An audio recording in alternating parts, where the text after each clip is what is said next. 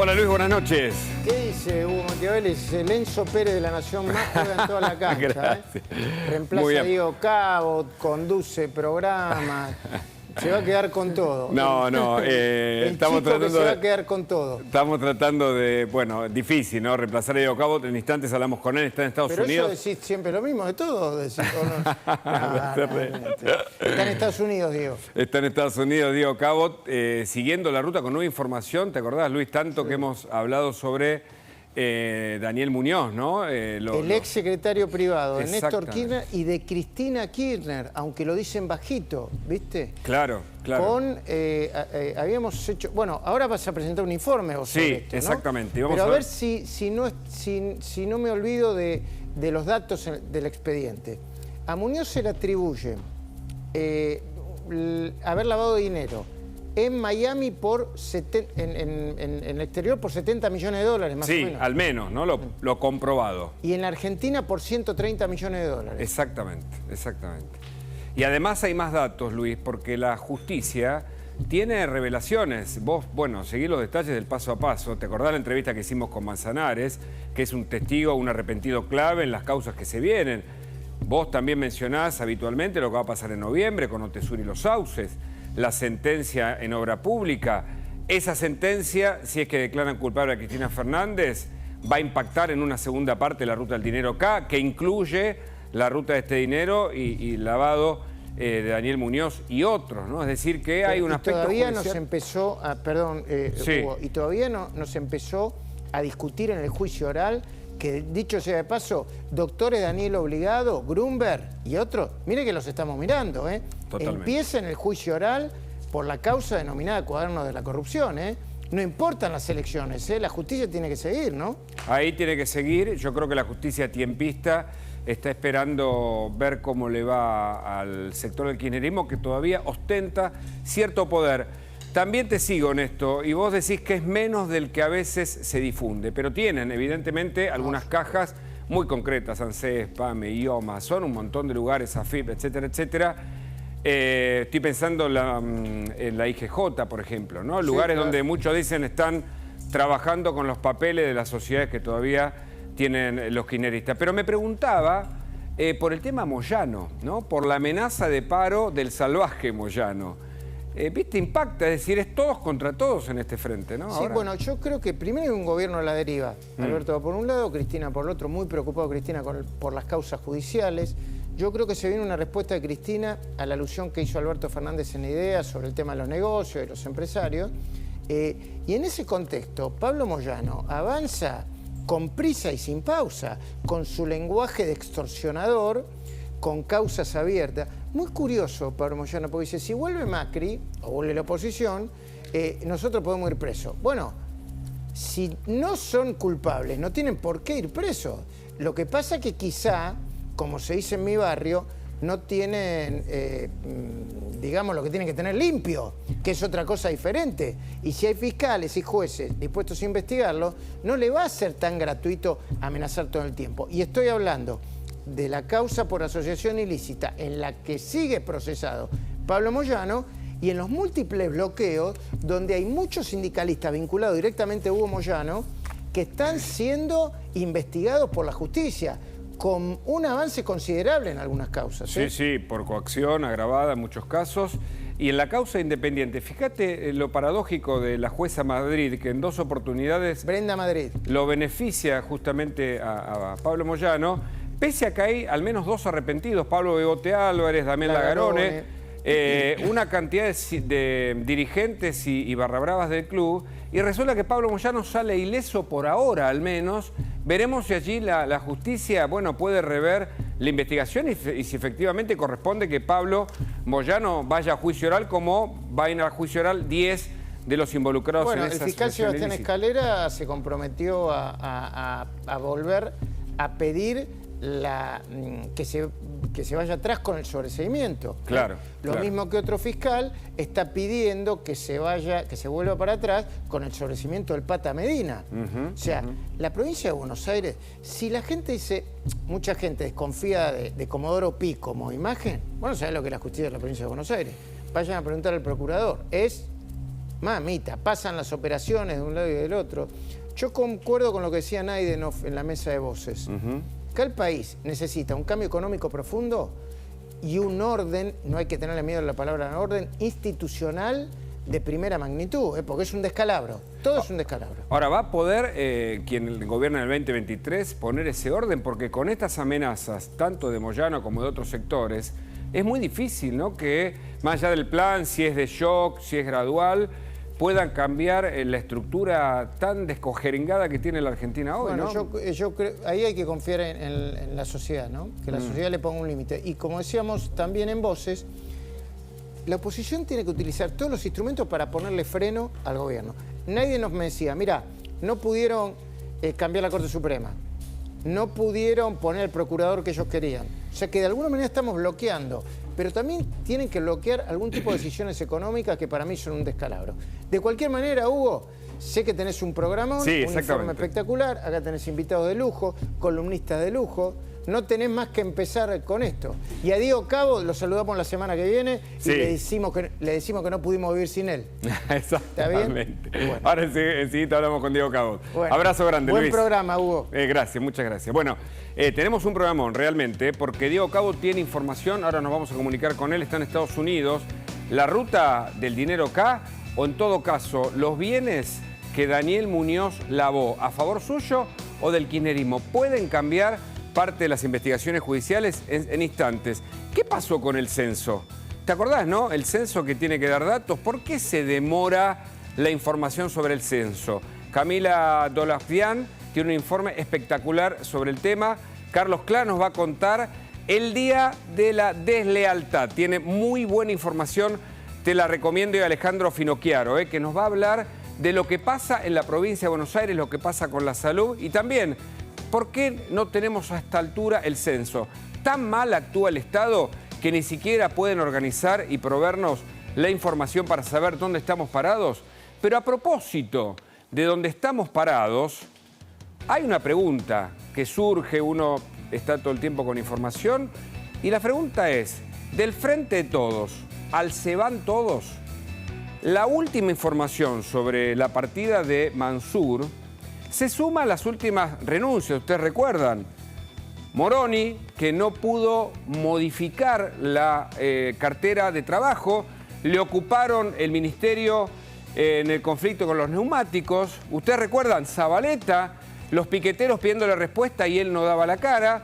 Y Elizabeth Gómez Alcorta, que no pudo bajar los datos de femicidio, estaba más preocupado en su rol y su visión sobre la defensa de Sones Guala, que en una visión más completa, más del Estado y de la función que debió ocupar como ministra de la Mujer. Ahora, ¿por qué se van todos? Hay una primera respuesta a esta pregunta. Se van todos porque los resultados son muy malos. No pudieron obtener un buen resultado. Son 17 los ministros que renunciaron. ¿Por qué se van? Porque son malos, porque sus resultados no son efectivos. El propio Mansur, que llegó después de aquella elección, ¿te acordás?, tan adversa que le puso una alarma a este Frente de Todos, determinó que llegó con un impulso que se fue diluyendo, a tal punto que en algún momento se habló de su renuncia. Pero la otra respuesta, que es más gravitante tal vez, porque hay que analizar la política en esta circunstancia, obedece a que se rearman. Ferraresi volviendo a la provincia de Buenos Aires, lo mismo Zabaleta, cada uno de ellos recuperando ese territorio considerado en una elección como la madre de todas las batallas. Ahora, ¿no resulta paradójico que uno de los lugares más desiguales y pobres de la Argentina, como es el conurbano bonaerense, comparable a sectores de Formosa, vale la pena pensar en la misma hipótesis, o comparados con zona de una de las provincias más injustas de la Argentina, como es Misiones, algunos lugares del norte, se parecen bastante al conurbano bonaerense? Sin embargo, allí el peronismo kirchnerista o el kirchnerismo tiene su bastión. ¿Qué cosa extraña? ¿La gente acaso estará seducida por esta ideología y no verá su propia realidad? Hay un gobierno en retirada. Este es un concepto inevitable. Cuando uno hace un ejercicio de abstracción y se eleva por encima de los datos que aparecen en el supermercado todos los días con los precios que van en aumento, ve que hay un gobierno en retirada, ve que hay un ciclo cumplido y ve que no hay liderazgo o no hay un liderazgo con éxito. para muchos Cristina Fernández, y surgen informaciones del ala kirchnerista, del ala albertista y por supuesto del viejo peronismo, y los periodistas consultamos, dicen, Cristina Fernández ya no tiene la fuerza para mantener un liderazgo, ella está muy preocupada por los temas judiciales. Se viene la sentencia en la obra pública. Imagínate una sentencia, una condena por ser la jefa de una asociación ilícita para defraudar al Estado y para beneficiar nada menos que a Lázaro Báez. Bueno, lo de Lázaro Báez no fue magia. Todos sabemos qué pasó ahí. No somos ingenuos a esta altura. Y si se viene esa sentencia, se puede activar la segunda parte de la ruta del dinero K. Y se viene Otesur y los sauces, es decir, la parte en la que ingresaba parte de ese dinero en fondos vinculados con inmuebles, administrados por los Kirchner, con hoteles, todo lo que ya sabés que ellos lograron durante su función pública. Ahora, en un gobierno en retirada, ¿quién va a invertir? ¿Vos qué pensás? ¿Quién va a poner una ficha cuando ven que todos van dejando solo al presidente, a la vice, al propio Massa? Y Massa también está en retirada. El hombre que reconoció ser el plomero del Titanic. Recordemos que el Titanic se hundió, por las dudas que Massa no lo sepa, en esa propia mención que él hizo de sí mismo. Bueno, ahí está. En el 2023, por eso hablamos de ciclo, todo tiene un ciclo en la vida, todo. En el 2023 se cumplen 40 años de la democracia y 20 años del nacimiento del kirchnerismo. ¿Será un ciclo cumplido? Bueno, los resultados demuestran que sí. No hay manera de estirar, aun cuando Massa intente llegar al 2023 con alguna modificación, por ahora no lo está logrando en materia inflacionaria. Los datos son muy contundentes, la inflación del 100%, una pobreza en proyección del 40%, una indigencia del 10%, y alguien hoy mismo me dijo, y por eso lo tomé nota, es el ocaso político de estas ideas que gobernaron la Argentina, 16 de los últimos 20 años. Fíjate, los datos son muy concretos. El último es muy contundente, empiezan a ser dolorosísimos. Una familia necesitó 128.214 pesos para no ser pobre. Si yo te pregunto que averigües entre los más cercanos, si vivís en el conurbano o algún otro sector del interior de la Argentina o en la ciudad de Buenos Aires, te vas a dar cuenta que hay más gente pobre de la que pensabas. Otro dato de este gobierno que no pasó en momentos anteriores, salarios de pobreza. Los salarios no cubren la canasta familiar. Y lo peor, lo más doloroso, el ajuste a la niñez. ¿Entendés que este peronismo, el kirchnerismo que quería cambiar la ecuación sobre los chicos, demuestra esto? Que el 50,9% de los chicos de hasta 14 años son pobres. Y en la fuente es la UNICEF. Pero además, el dato revelador que hoy se conoció en la nota de Jueguen aquí en La Nación, de Francisco Jueguen, reveló este dato. Fíjate, en el presupuesto del 22, mirá primero lo de abajo, había un 2,05% del PBI para la niñez. ¿Sabés cuánto hay en el presupuesto que se está discutiendo ahora? Vaya este dato para los legisladores si no lo conocen. Hay un 0,2% menos. Esto que parece poco es mucho, porque se traduce en el 1,84% del PBI, 1,84% del PBI para los chicos. ¿Entendés que hay familias, y me consta por haber recorrido el conurbano, que tienen que dividir la comida entre varios chicos y algunos reciben un plato de comida por día y otros reciben un plato de comida cada 2 días? ¿Querés preguntarle a Albert Albino de la Fundación CONIN, que habla de los malnutridos, los chicos embargados para el futuro, que además de no crecer como corresponden, tienen déficit que ya empezamos a ver en los colegios? ¿Te acordás las consecuencias de los 90 en materia de lo que pasaba con la expulsión, pese a la estabilidad que hubo a nivel económico? Bueno, algunos ya hablan de este deterioro vinculado con la pobreza. Hay muchos problemas y resultados que son muy negativos. Fíjate esto de el agotamiento de las ideas, de un modelo intelectual que ya no funciona, que viene del peronismo después de 77 años, pero que hoy yo te lo traduzco en triple P: poder, permanencia y privilegios. Poder, permanencia y privilegios de todos los que forman parte del Frente de Todos, que ahora se reagrupan. Mansur quiere volver a Tucumán, no quiere perder el poder. Altos impuestos, planes sociales, empobrecimiento, como están en contra de la riqueza, no dejan que aquellos que tienen la capacidad de producirla amplíen la torta. Entonces la riqueza es cada vez menor, la torta se achica y hay asistencialismo. Y algunos mal pensados dicen es la forma de mantenerlos domesticados, conectados, el asistencialismo prebendario. Hay más enemigos. La idea del enemigo, porque el problema lo tiene el otro y yo soy la víctima, pero los enemigos son tantos que no alcanzan para justificar la mala gestión del gobierno que empiezan a aparecer adentro. Por eso cuando Cristina dijo hay funcionarios que no funcionan, de algún modo estaba contando esa idea. Yo no soy, yo no fui, es Alberto. Por eso Máximo habla en contra del propio presidente y empiezan a hablar en contra de Massa. Hay más relato, hay más recurso de volver al pasado. Como no pueden hacer nada con el presente y mucho menos hablar del futuro, el relato se exacerba. 77 años después del 17 de octubre de 1945. Mira, dos cositas para ver, ¿eh? Interesante este gráfico. Fíjate lo que pasaba. Esta es la riqueza de la Argentina, es el PBI, lo que producimos cada uno y lo que nos viene de ahí cada uno. Hasta el 50, de 1875 para acá. Fíjate cómo cae. Este dato, este gráfico, es muy elocuente. ¿Qué nos pasó? Hace 100 años la Argentina discutía por estar en el podio y vos sabés que en el centenario vinieron los mejores del mundo y hay revistas y publicaciones que decían que Buenos Aires particularmente era mejor que Nueva York por sus praderas, por los futuros que prometía. Fíjate lo que nos pasó. Del 50 para acá. Claro, te hablan de los derechos, pero ¿los derechos sobre qué? Sobre la casi nada misma, como dicen hoy. Y fíjate este dato que es interesante, porque hay que incluir a las redes en esto de lo simbólico, también para entender qué nos pasó. Viva peor. Está bien, ¿no? Porque algunos siguen agitando esa bandera sin darse cuenta que detrás está la triple P, poder, permanente y privilegios. Ellos nunca pierden. La clase dirigente, por eso la sociedad emancipada, ilustrada, les exige a los políticos que cambien. Por eso la campaña de Juntos por el Cambio es bajemos los egos, porque los egos nos van a llevar a lo mismo que llevó este gobierno, a mostrar que tenemos más egos que ganas de cambiar la Argentina. Ahora, es interesante, ¿no? Porque Massa plantea algo que en el plan de 30 cuotas se muestra como, me parece, parte de lo que él piensa para la política. Arreglar la Argentina en 30 cuotas. ¿Podrá? Repartiendo televisores, celulares y aire acondicionado. ¿Podrá en 30 cuotas llegar al fin del 2023? Hay que llegar a diciembre, en el medio del Mundial.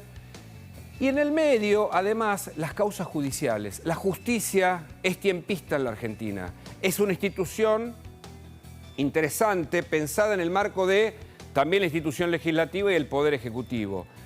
Si la justicia se da cuenta que el kirchnerismo está en un fin de ciclo, muchas de las causas se van a acelerar. Allí está preocupada Cristina. Por eso en la legislatura se debate un proyecto para remover a los jueces, para garantizarse cierta impunidad. Pero atención, porque la amenaza de Moyano sobre el paro es una de las caras de una sociedad que no da más.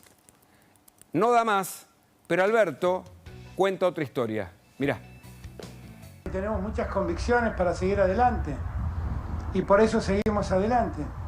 Y hoy a la mañana hablaba con Sergio y le decía, mirá, nosotros no debemos parar el crecimiento de la Argentina, tenemos que ver cómo ordenamos las cuentas públicas que son necesarias ordenar, pero no paremos el crecimiento de la Argentina. No posterguemos eso, porque la Argentina necesita seguir creciendo, necesita seguir desarrollándose. La Argentina está avanzando, como cada vez que nos tocó gobernar. Los otros nos critican. Buenas noches, bienvenidos a Más Periodismo. Este es el lugar de Diego Cabot. Ya vamos a hablar con él. Está en Estados Unidos siguiendo la ruta del lavado de dinero de Daniel Muñoz, el hombre que se hizo bolsos más chicos, según cuenta la anécdota, para quedarse con parte de la fortuna de los Kirchner, el que trasladaba los bolsos. Aquel que sedujo al contador Víctor Manzanares, ¿sabés, no? El arrepentido tal vez más importante, que lo sedujo para que le guardara 60 millones de dólares en su casa. Ese hombre lavó mucho dinero en el exterior y Diego Cabot está en Estados Unidos con muy buena información para aportar y valiosa porque también puede ser aportada a la justicia. Presento esta muy buena mesa, por supuesto.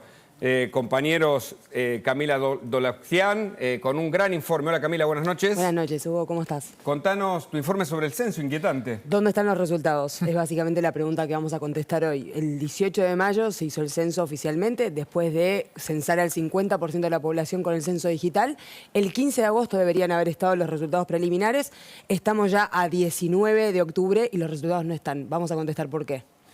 Muchas gracias. Enseguida, Carlos Clá nos va a contar el día de la deslealtad. El día de la deslealtad, y yo pensaba, el año o el mandato de la deslealtad, porque la verdad es que no sé si en la historia argentina ha pasado de un gobierno que tenga tanto archivo para pegarse entre ellos y que lo reproduzcan semana a semana, porque si buscas el extracto de la última semana vas a encontrar muchísimo material para enfocarnos en esto que te voy a contar. Y además de los 3 actos y todo lo que supimos que sucedió el lunes por el Día de la Lealtad, te voy a contar el único dato chiquitito que encontró el gobierno, encontró la Casa Rosada para decir, pero esto no salió bien. O sea, dentro de todo el panorama encontraron algo y se agarraron de eso y dicen, esto está bien. Excelente, muchas gracias. Alejandro Finocchiaro, muchas gracias por tu visita. No, por favor, Hugo, muchas gracias por invitarme. Muchos temas de la política y de lo que pasa con el gobierno. No sé si coincidís con algunas cuestiones que hemos comentado, primero con Luis Majul, recién. Con todo. A ver, yo recién lo escuchaba a él y decía, ¿no? Uno en general valora lo que no tiene, ¿no? Por eso lo festeja. Entonces, Está muy bien eso, ¿eh? ¿no? En general, los seres humanos valoramos lo que no tenemos. Y vamos a hablar de educación. Sí, vamos a hablar, bueno, hablemos de lo que vos quieras, pero... Pero no, porque vos sos un experto en el tema y a mí me preocupa el futuro embargado de los chicos que no se alimenta como corresponde y eso va más allá de los deterioros dentro del método educativo o de la pedagogía, que muchos dicen que también están atrasados, el adoctrinamiento, etcétera, Mirá, etcétera. Vos recién pusiste, hoy salió que para no caer en la línea de pobreza tenés que tener 128.000 pesos. Un sachet de leche común, normal, vale 207 pesos, ¿sí? ¿Y sabes cuánto vale comprar 2 bananas media pasaditas, no? Porque si la Ecuador, la grande esa, no. 2 bananas medio pasaditas, 100 pesos, ¿sí? Imagínate tener 2 chicos, 3 chicos y tener, no alcanza 1 litro de leche diariamente, ¿no? Solamente multiplica 1 litro de leche por 30. Ya volvemos con este y otros temas. Diego Cabot está en los Estados Unidos. Diego, buenas noches. ¿Cómo andás, Hugo? ¿Cómo andan ahí? Saludo a toda la mesa. Gusto saludarte. Contanos en qué andás, todo lo que puedas adelantarnos en la medida de tus posibilidades. Bueno, nos dimos una vuelta por aquel imperio que construyó, como vos bien decías, el secretario privado. Recordemos que nunca fue secretario del Estado, Daniel Muñoz, ¿no? Sino que eso fue solamente secretario privado de Kirchner y con eso le alcanzó para construir un imperio.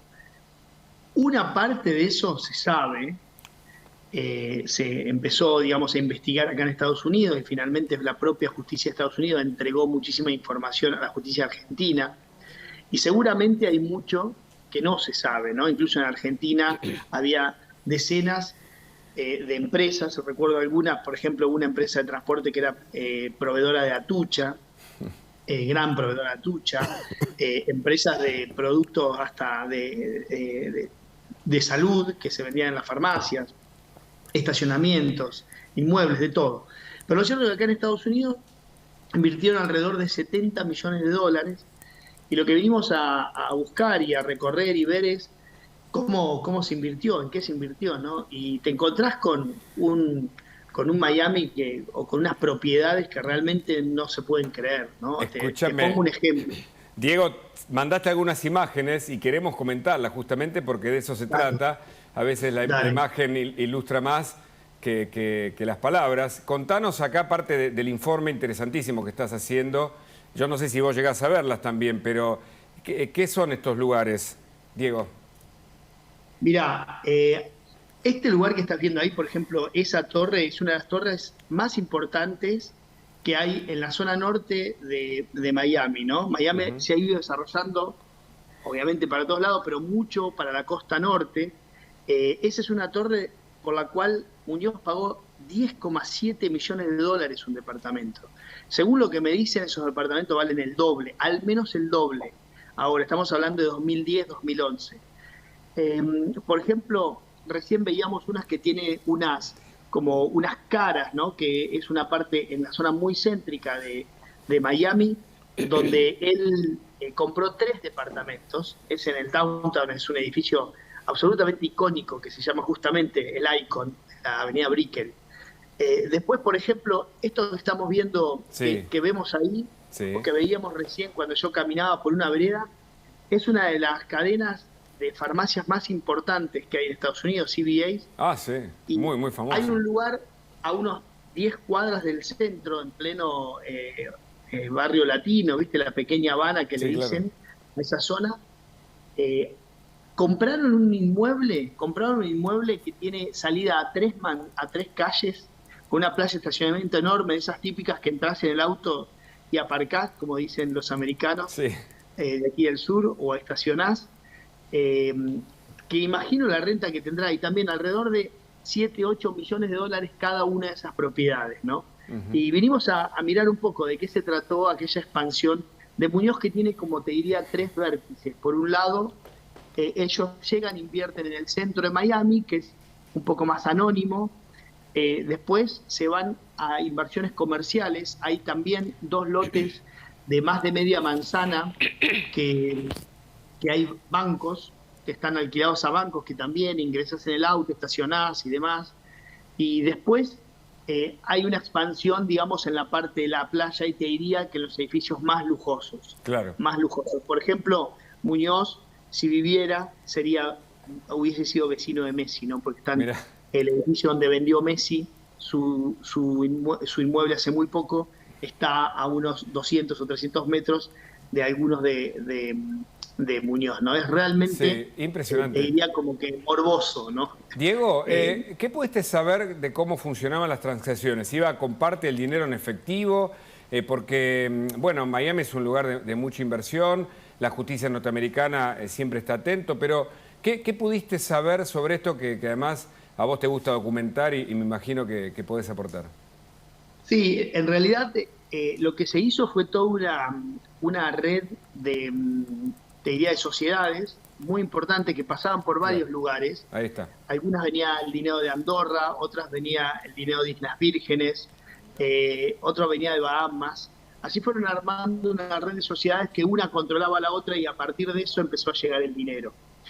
Había una sofisticación que seguramente lo excedía, y de hecho, justamente, y por eso fuimos también a mirar ahora qué pasaba ahí, porque de hecho él se valió de una estructura financiera y técnica, y también de testaferros, y todo ese núcleo, que de alrededor de 30 personas, ahora están vueltos a ser indagados por algunas otras hechos que han encontrado en la causa Cuadernos, ¿no? Todo esto está en la causa Cuadernos, están todos procesados, hay alrededor de 30 personas procesadas que, como te digo, que eran el sostén legal, testaferros, financiero, de toda una red que armó Muñoz para llegar con inversiones a Estados Unidos. Correcto. Y todo esto que estás recopilando y que será parte de un informe seguramente que veremos en los próximos días, ¿puede significar incluso alguna novedad para materia judicial, Diego? Mirá, novedades puede haber siempre, porque, como te digo, en su momento, como fue tan alevoso, digamos, la compra, y después de apuro, cuando esto sale en Panama Paper, al inicio, ¿no?, de Panama Paper, cuando aparece el nombre de Muñoz y aparecen algunas sociedades, ellos apuran las ventas. Ahí cometen algunos errores. Tratan de vender, y venden 2 o 3 propiedades a los mismos compradores y exactamente al mismo precio, como para abandonar Estados Unidos rápido. Parte de ese dinero va a una isla paradisíaca en el Caribe, para también tratar de comprar un inmueble muy grande ahí de alrededor de 30 millones de dólares para una inversión hotelera. Finalmente todo eso termina siendo interceptado por la justicia de Estados Unidos, y hay una controversia muy grande. Sin embargo, siempre puede haber novedades aquí, porque, como te digo, digamos, cometieron varios errores por el apuro, y porque además era una estructura que, cuando empezó a ser sospechada y empezó a ser mirada, como te digo, por el Departamento de Justicia de Estados Unidos, empezó a mostrar sus falencias, ¿no? Digamos, la falta de profesionalismo, entre comillas, para lo que significa lavar dinero y demás. Correcto, correcto. Diego, bueno, te vemos pronto y tenemos novedades cuando quieras vos de parte de lo que estás, de buen informe que seguramente estás preparando. Te mandamos un abrazo. Te mando un saludo grande. Te cuidamos el lugar aquí, por supuesto, con todo tu equipo. Lo sé. Te mando un saludo grande. Saludos. Igualmente, Diego, un fuerte abrazo. Chau, chau. Bueno, hay novedades en este programa Más Periodismo que está haciendo Diego Cabo a partir de un informe. Fundamental, para averiguar, conocer la verdad, hay que investigar. De eso se trata lo que está haciendo allí Cabot en Estados Unidos. Y también lo que hizo Camila, porque el censo 2022 parece que pasó hace un montón, pero faltan los datos, Camila. Así es, Hugo. A ver, repasemos un poco las fechas. El 18 de mayo oficialmente se hace el censo, después de un tiempo que se dio para completar el formulario de manera digital. Es la primera vez que se implementa esto. El gobierno vio buenos resultados con un 50,32% de personas que efectivamente se censaron a través de la plataforma.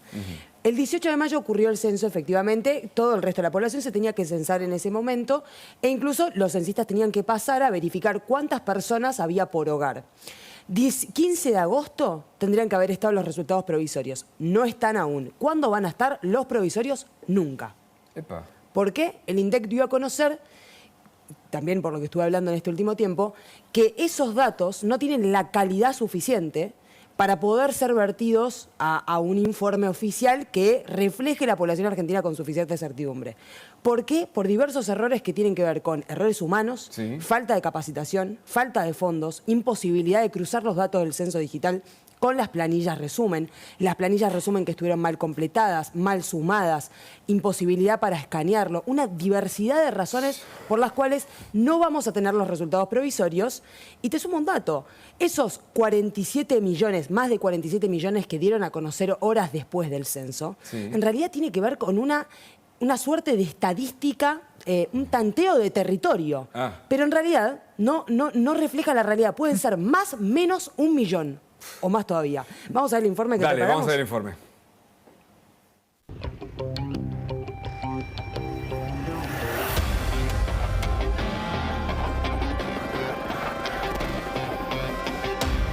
Los primeros resultados oficiales del censo se darían a conocer entre fines de este año y principios del año que viene. Pero no es un dato menor, porque la presión sobre el INDEC para revelarlos en un momento u otro depende de si la sobrepoblación, la supuesta sobrepoblación que se estimó en distritos, beneficia o perjudica a distintos dirigentes en un año electoral. La coparticipación depende directamente de la población.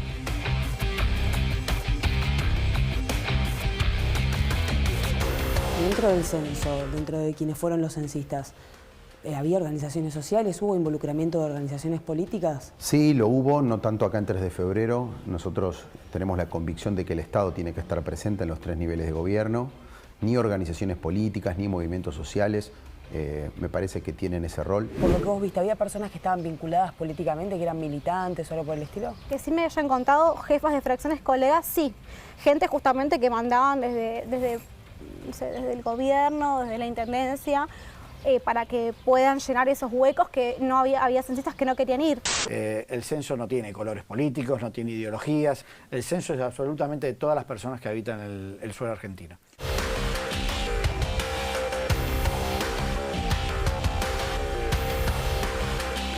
Otro de los datos que aportan los diputados para demostrar que realmente hubo una sobrepoblación en La Matanza en 2010 tiene que ver con lo que ocurrió durante la pandemia y la campaña de vacunación. Según los datos, 60% de la población matancera se habría vacunado versus un 80% en el resto de los distritos linderos. Eso para los diputados demuestra que en realidad se está dividiendo sobre una cantidad de personas muy superior a la que realmente vive actualmente en La Matanza. Desde el punto de vista de la coparticipación nos preocupa porque es seguir demorando un elemento clave. Bueno, esas dudas, esas diferencias o desvíos en las comparaciones entre población y electores, población y vacunados, son lo suficientemente fuertes como para hacernos pensar que algo pasó con una supuesta adulteración o manipulación en el censo 2010 en el caso de La Matanza. ¿Usted tiene evidencias de que realmente se inflaron los datos en el censo 2010? La Matanza tiene más cantidad de población, tendría, digamos, si uno analiza la cantidad de habitantes por cada hogar, es el más alto de toda la provincia. Estamos en la puerta de la empresa Color Press en el partido de Avellaneda. Es la empresa que resultó ganadora de la licitación pública por 5.300 millones de pesos para imprimir y para digitalizar las planillas definitivas del censo 2022. Acá también se imprimió el diario Página 12 y se imprime actualmente el diario Ámbito Financiero, ambos asociados al oficialismo. El INDEC está trabajando bien. Lo muestran las cifras de inflación. INDEC no miente, como ocurría con el anterior en la época de Cristina Fernández de Kirchner. Contame cómo fue el tema del pago. Cuando vos llegaste el día del censo, te dijeron que te iban a pagar ¿cuánto dinero? Eran 6.000 pesos para los censistas de viviendas. ¿Vos eras jefa de...? No, yo era censista normal. Bien, perfecto. Y los jefes de radio creo que cobraban 15.000, me parece. Cobran un poquito más. Quienes no cobramos, por lo menos, estamos como ya imposibilitados de seguir reclamando porque no hay más medios. Esto es lo que sabemos del censo adulterado de La Matanza en 2010. En ese censo, acá en La Matanza, la población aumentó un 41%, 1.700.000 habitantes. Una locura. En ningún otro municipio aumentó tanto la población. ¿Sabían que mientras más habitantes tenga un municipio, más recursos recibe? ¿Dónde están esos recursos? Gracias a cada encuestador y a cada encuestadora que hoy dedicaron su día a ver dónde estábamos, cómo estábamos, quiénes éramos, qué nos pasaba. Y a la falta de datos se suma la falta de pago de algunos encuestadores que todavía no cobraron. 5% de los encuestadores todavía no fueron pagados, particularmente aquellos que hicieron el censo rural. Una de las razones que aducen es que había múltiples...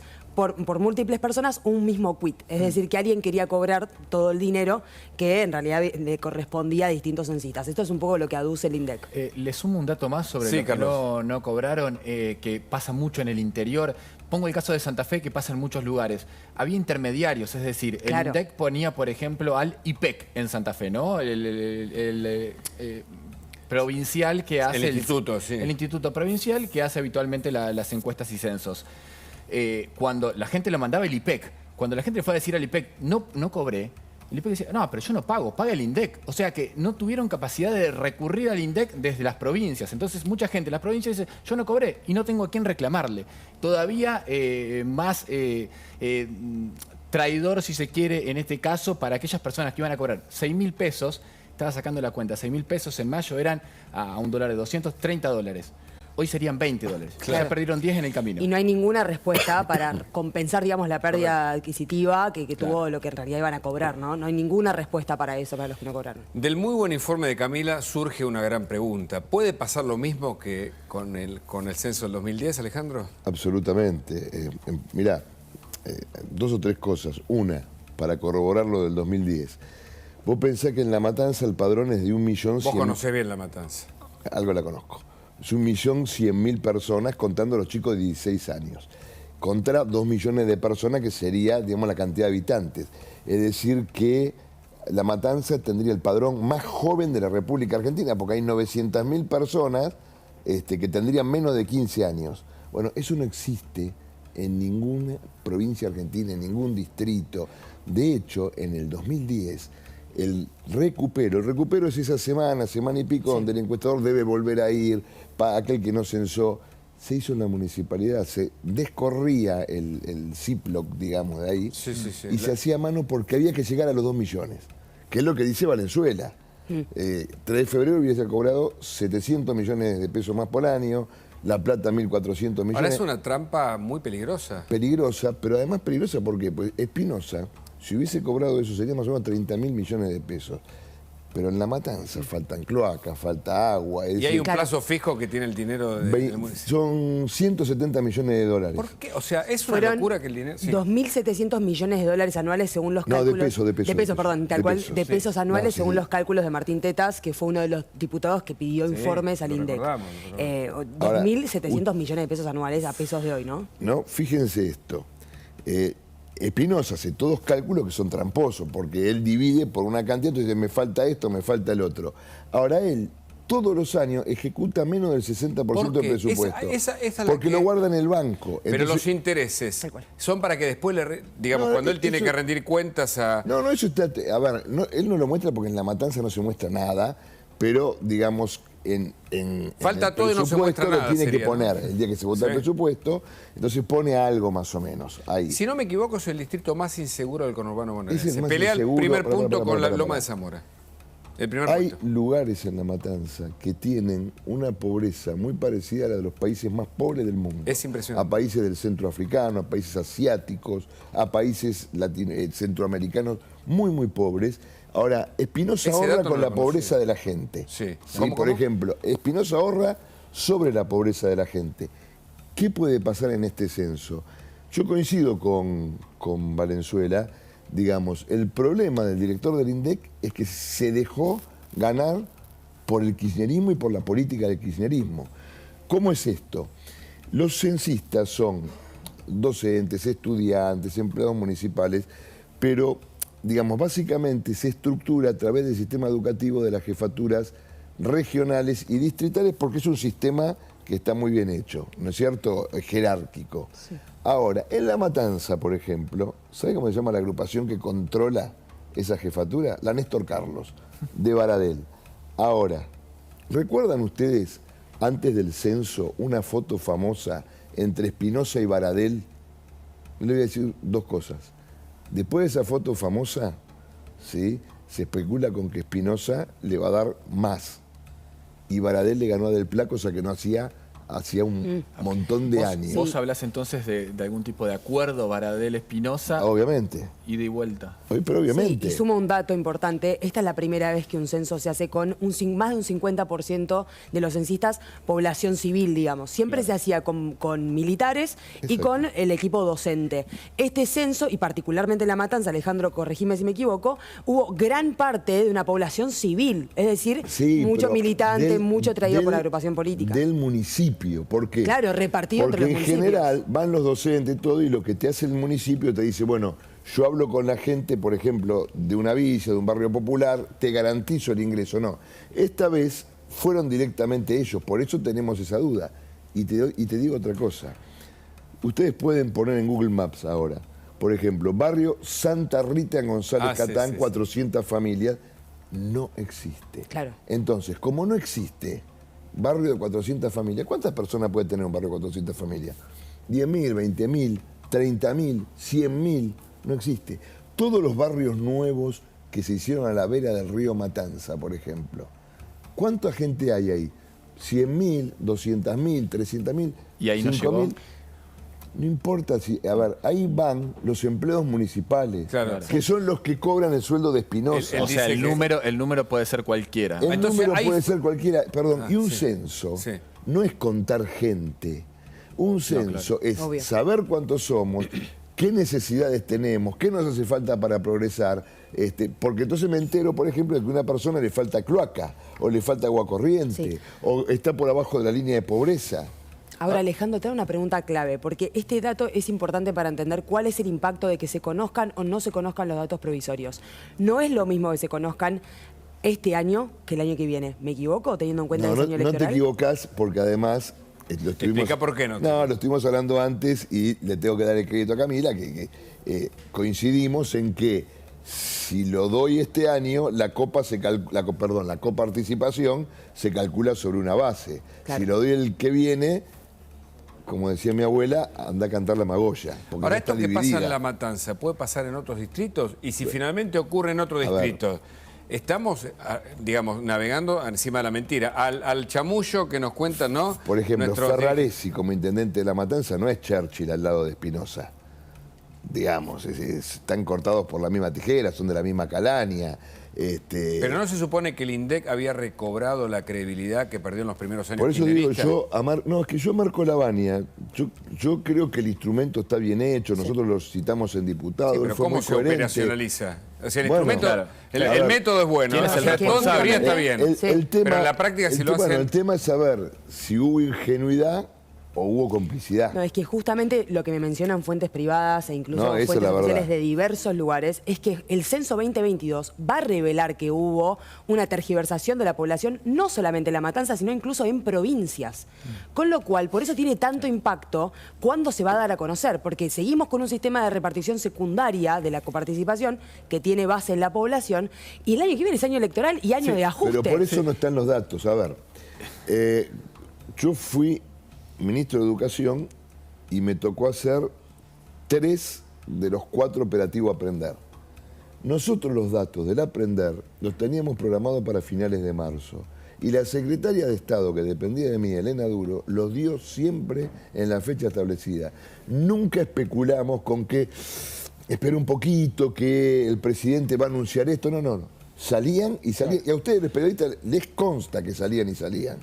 El problema es que estamos hablando del censo como si fuese un instrumento político y en definitiva tiene que ver con la naturaleza de un país en crecimiento. Es un instrumento, ¿no? para tomar políticas públicas. Digo, dentro de 50 años le va a importar... político, pero para una política pública, pero claro, no para la utilización y a de un largo sector. plazo. En ¿Quién 50 años van a decir, ¿qué hicieron en el 2022? ¿Saben quién hizo el primer censo en Argentina? Sarmiento.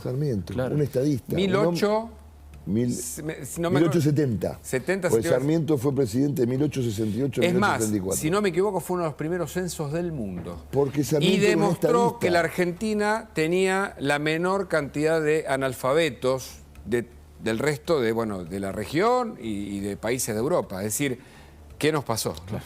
Sí. Ahora, si finalmente, tras que nos cuentan que la Argentina está maravillosamente bien, nosotros vemos otra cosa, no podemos confiar en cuántos somos, ya encima que al problema de identidad de quiénes somos, le sumamos el de cuántos somos y cómo somos, estamos en un... Vos sabés que más allá de que el cuánto somos sirve para todas estas cosas, dividir la coparticipación y muchas cosas más que se dividen, claro. ¿no? Fondos. La salud, los fondos de educación, los fondos para seguridad. Pero además lo peor es que no sabemos cómo somos. El censo es un gran instrumento para planificar políticas públicas. Decir, bueno, en este lugar me hace falta poner cloaca, a esta gente le falta agua corriente. Ustedes recordarán un gran informe que se hizo hace muchos años de chiquitos que decían, tengo hambre de agua. Pero claro, en el país que tiene el acuífero más grande del mundo, hay chiquitos que tenían hambre de agua. Si no me equivoco, en Tucumán, Santiago del Estero, zonas que Formosa, son, bueno. Todos esos y feudos. que casualmente son gobernadas por la gente que se queda eternamente en el poder. En instantes, Carlos Clá tiene datos reveladores. Día de la deslealtad es el título de un informe interesantísimo. Quédate, tenemos más periodismo. Yo lo que siento, Paulino, es que el peronismo hace mucho tiempo que dejó de representar los intereses de la gente. No nos peleemos por el partido, por las cosas, que hagan lo que quieran. Que se pierda. Aparte a mí me interesó toda la vida en el partido, acá nunca le dimos bola tampoco.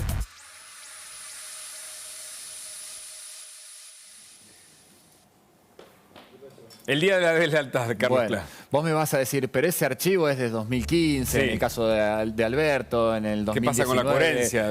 Bueno, pero fue hace mucho, me podrías decir. No, bueno, se sigue repitiendo, ¿no? Si haces un extracto de esta semana, Alberto fue a idea de decir, en mi gobierno nadie pidió sobreprecios a la obra pública, Máximo le pone límites a Sergio Massa. Es verdaderamente terrible lo que pasa adentro de un gobierno que por primera vez o de forma casi insólita dentro del peronismo están horadando desde arriba, ¿no? Porque en definitiva son las 3 figuras, los 3 protagonistas en este momento que se ponen trabas a sí mismos en todos los momentos de esta gestión, de este mandato. El lunes, Día de la Lealtad, hubo 3 actos. ¿Sabes cuál fue el único mérito que encontraron en Casa Rosada? Como para decir, bueno, pero no fue tan mal. Que pudieron influir en Hugo Moyano para que le dijera a su hijo, al salvaje, a Pablo, no cierres el acto de la CGT. Entonces decía, che, pero hubo 3 actos, el Día de la Lealtad, el peronismo no se pudo poner de acuerdo. Ah, bueno, pero logramos que la CGT, el acto de la CGT, no lo cierre Pablo. Pablo fue al otro día y dijo barbaridades del gobierno. Pero, está amenazando con un paro, además. Y está amenazando con un paro. Bueno, parte de lo que pasa hoy con esto que en algún momento fue lealtad y ahora parece que es lo único que falta, ¿no? Bueno, muchas repercusiones. Creo que es Natalia la que escribió diciendo, yo tampoco cobré el censo. El informe de Camila trajo repercusiones y tiene información, Alejandro, pero no la puede contar ahora, pero por supuesto que también, ¿no? Inquieta no tener los datos del censo a esta altura. Sí, a ver, inquieta, creo que tienen que estar lo antes posible y, de nuevo, entender que un censo tiene que ver básicamente con un instrumento para que podamos tomar medidas para que los argentinos vivan mejor. Entiendo que en un gobierno que se está yendo eso no importa mucho, pero los datos tienen que estar. Digo, yo recién hace un ratito dije que confiaba en la profesionalidad del director del INDEC y creo que van a terminar estando. Bueno, muchas gracias por acompañarnos. El miércoles que viene Diego Cabo estará aquí, por supuesto. Ahora está en Estados Unidos con un informe de investigación muy importante. Quédate, ya viene más entrevistas con Luis Novarecio.